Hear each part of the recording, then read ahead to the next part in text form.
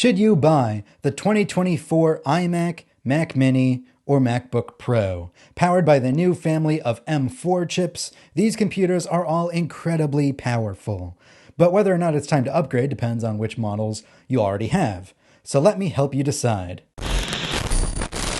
Let's start with the new iMac, which has been refreshed with a brighter palette of colors. With the new M4 chip inside, the time has come to move away from Intel, no matter which Intel-based Mac you have. Even if you have the iMac Pro, even if you have the last Intel-based iMac 5K from early 2020.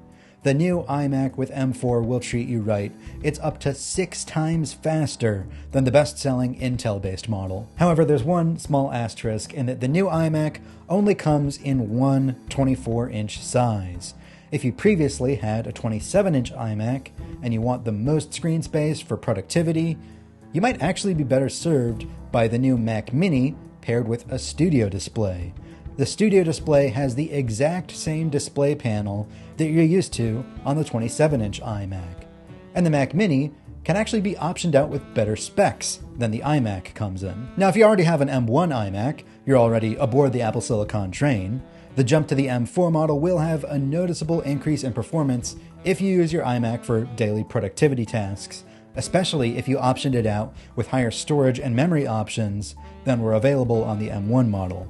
But only upgrade if you can afford to. Your M1 iMac will continue to serve you well for at least the next 2 chip generations. If you already have the previous iMac with an M3 chip, don't bother. The M4 has some pretty impressive year-over-year improvements, but nothing to justify getting a whole new machine. Your M3 will serve you well for many years to come. Let's move on to the Mac Mini. The latest models come with some impressive power in the tiniest packaging yet. Again, with the M4 generation, the time has come to move away from Intel, no matter which model you have. A few of those Mac Minis from the early 2010s were real stinkers too, and are positively ancient by modern standards. The new Mac Mini performs 2.8 times faster in Logic Pro and a whopping 33 times faster image upscaling in Photomator. If you have the original M1 Mac Mini, you probably have a few more years of loyal use, but if you can afford to upgrade, you'll appreciate the massive leap in performance and capabilities. The new Mac Mini comes with 16 gigabytes of memory as standard, which was previously the maximum amount you could get on the old one, and it can be configured with up to 64 gigabytes of memory. The M1 model didn't come in a Pro version. The higher-end Mac Mini has a significantly faster processor, 3 times the neural engine performance, Thunderbolt 5 for the latest generation of connectivity, and so much more. As impressive as the new Mac Mini is, don't feel pressured to upgrade if you have an M2 or M2 Pro model. While it doesn't support hardware ray tracing and mesh shading or Thunderbolt 5, your Mac Mini can do all the same things the new one can. The M2 and M2 Pro are plenty fast and will be for years to come. I hope. Let's talk about the new MacBook Pro. The latest models come with impressive power and unbelievable battery life. Again, the time has come to move away from Intel, even if you have those last Intel-based models from late 2019 or early 2020. The M4 lineup will have something just right for you. The entry-level model is no longer a compromised previous generation design. They're a simple lineup of good, better, best.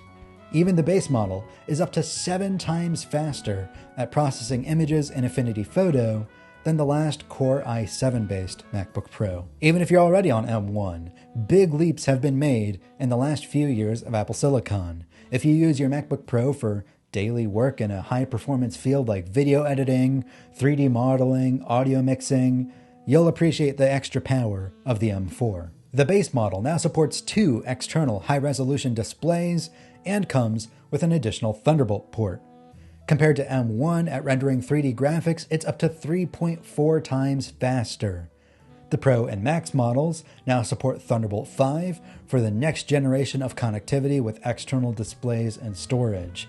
The M4 Max model in particular can be upgraded to up to 128 gigabytes of unified memory, and all of this power comes with 24 hours of battery life. But of course, New MacBook Pros are expensive. If you can't afford a new one, don't sweat it. The M1 is still an excellent computer.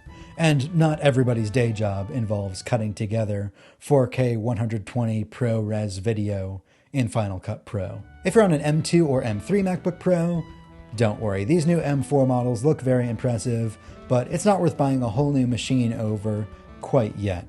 Apple has been upgrading the MacBook Pro an average of every year like clockwork. Waiting for the M5 or M6 MacBook Pro in the next year or two might be the better move. And that is my buying advice for these new M4 powered Macs. Remember to like and subscribe.